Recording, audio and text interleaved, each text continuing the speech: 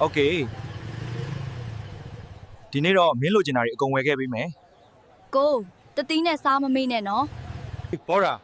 ဘာလို့ဥထုံမပါပဲစီးနေတာလဲ အရာရှိကျွန်တော်ခုလေးနဲ့ဆံမင်ပုံစံအစ်စ်လောက်ထားတာအခုအထုပ်ဆောင်းလိုက်ရင်ပုံစံပြတ်သွားလိမ့်မယ်ပြားတယ်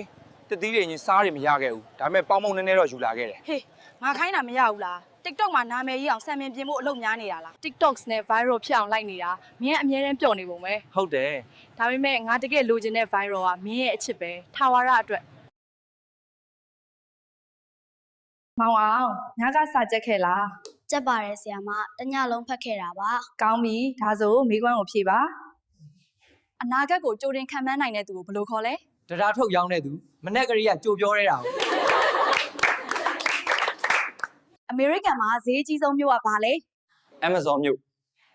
တင်ရှင်းဝယ်လဲတဲ့ထည့်လိုက်တာနဲ့ချက်ချင်းရောင်းထွက်သွားတယ် နောက်ဆုံးမိကွန်းကျမတို့အတန်းထဲမှာအကြီးဆုံးကဘာလဲ